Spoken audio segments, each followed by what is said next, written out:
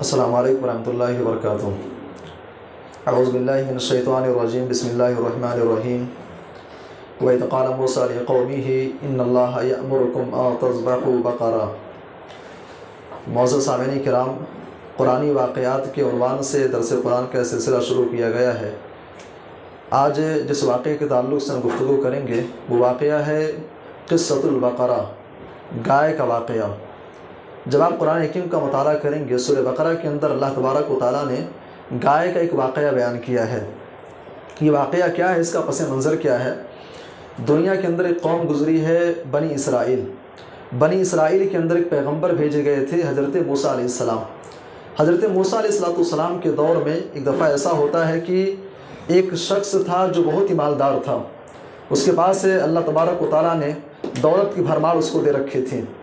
اس کا ایک بھتیجا تھا، اس کے بھتیجے کے اندر اپنے چچا کے تعلق سے بدنیتی پیدا ہوئی۔ اس کے چچا نے کیا کیا، چچا کے پاس ایک لڑکی تھی، اس بھتیجے نے اپنے چچا کی دولت کو ہڑپنے کے لیے اپنے چچا کو قتل کر دیا۔ قتل کرنے کے بعد چچا کی لاش کو بعض روایات کے مطابق ایک قلعہ تھا، اس قلعے کے باہر پھینک دیا لے جا کر کے، اور بعض روایات کے مطابق اس نے چچا کی لاش کو لے جا کر کے کسی کے دروازے پر ڈال دیا۔ صبح ہونے کے بعد جب لوگوں میں چرچا ہونے لگی کہ آخر اس کا قتل کس نے کیا ہے، لوگ آپس میں ایک دوسرے پر الزام دینے لگے۔ حضرت موسیٰ علیہ السلام موجود تھے۔ حضرت موسیٰ علیہ السلام تک جب یہ معاملہ پہنچتا ہے، ان سے کہا گیا کہ اے موسیٰ، آپ اللہ سے سوال کیجئے، آپ اللہ سے پوچھئے کہ آخر قاتل کون ہے، اس آدمی کا قتل کس نے کیا ہے۔ حضرت موسیٰ علیہ السلام نے اللہ تبارک و تعالیٰ سے دعا کیا، قرآن کا حکم نازل ہوا، ان اللہ یأمرکم ان تذبحوا بقرہ، اے لوگوں، تم ایک گائے کو ذبح کرو، ایک گائے کو ذبح کرو اور اس کے گوشت کا ایک ٹکڑا اس مردے کو مارو گے، قاتل کا پتہ چل جائے گا۔ اچھا، قوم کے لوگوں نے جب یہ جملے سنے، انہوں نے کہا، اے موسیٰ اتتخذنا ہزوا، تم ہمارا مذاق اڑا رہے ہو، ہم نے قاتل کے بارے میں سوال کیا ہے، تم کہہ رہے ہو کہ گائے لے کر کے آؤ، ذبح کرو، گوشت کا ٹکڑا لو، یہ کون سی بات ہوئی؟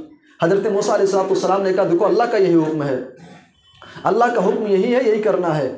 قوم کے لوگوں نے کہا، نہیں، اللہ سے پوچھو کہ گائے کیسی ہوگی، گائے کیسی ہوگی، جوان ہوگی کہ بوڑھی ہوگی، کیسی ہوگی۔ اللہ کا حکم نازل ہوا کہ گائے جو ہے نہ تو جوان ہو، گائے جو ہے نہ تو بوڑھی ہوگی، نہ بالکل ایک دم چھوٹی عمر کی ہوگی، بلکہ گائے جو ہے میڈیم کی عمر کی ہونی چاہیے، بالکل جوان ہونی چاہیے۔ قوم کے لوگوں نے کہا کہ موسیٰ، بات ابھی واضح نہیں ہے، اللہ سے پھر سوال کرو، گائے کا رنگ کیا ہوگا، اللہ سے پوچھو اس کا رنگ کیا ہوگا۔ اللہ کا حکم نازل ہوا کہ سنو، گائے کا جو رنگ ہے وہ زرد رنگ کی گائے ہوگی، تسر الناظرین، وہ گائے ایسی ہوگی کہ دیکھنے والے اس کو دیکھ کر کے خوش ہو جائیں گے۔ لیکن قوم بنی اسرائیل نے پھر کہا، اے موسیٰ، بات ابھی بھی واضح نہیں ہے، بہت ساری گائے ہمارے یہاں پائی جاتی ہیں، اللہ سے پھر سے سوال کرو کہ گائے کیسی ہوگی، کیا ہوگی۔ حضرت موسیٰ علیہ السلام نے پھر اللہ سے دعا کیا۔ اللہ کا حکم نازل ہوا، اے موسیٰ، اپنی قوم کے لوگوں کو بتا دو، گائے جو ہے وہ ایسی ہونی چاہیے جو کھیت کے اندر کام کرنے والی نہ ہو، کھیت کو سیراب کرنے والی نہ ہو، اس کے اندر کوئی عیب نہ ہو، بالکل عیب سے پاک ہو۔ اتنے سارے سوالات کرنے کے بعد پھر قوم کے لوگوں نے تلاش کرتے کرتے کرتے کرتے بڑی پریشانی کے بعد، بڑی مشقت کے بعد انہیں ایک گائے نظر آئی۔ گائے کو انہوں نے ڈبل تبل اور خوب ہائی قیمت دے کر کے انہوں نے گائے کو خریدا، خرید کر کے لے کر کے آتے ہیں، گائے کو ذبح کیا، گوشت کا ایک ٹکڑا لیا، اور گوشت کا وہ ٹکڑا انہوں نے اس مردے کو جب مارا، وہ زندہ ہوا۔ زندہ ہونے کے بعد اس نے قاتل کے بارے میں بتایا کہ مجھے فلاں نے قتل کیا، اور اس کے بعد پھر وہ دوبارہ اپنی موت کی نیند سو گیا۔ یہ واقعہ ہے گائے والوں کا۔ اس واقعے کی روشنی میں دو باتیں میں آپ کے سامنے رکھنا چاہوں گا۔ پہلی بات تو یہ ہے، جب اللہ کا حکم آ جائے تو اس میں قیل و قال نہیں کرنا چاہیے۔ اگر قیل و قال کرو گے تو پھر تم اپنے آپ کو مصیبت میں ڈالو گے۔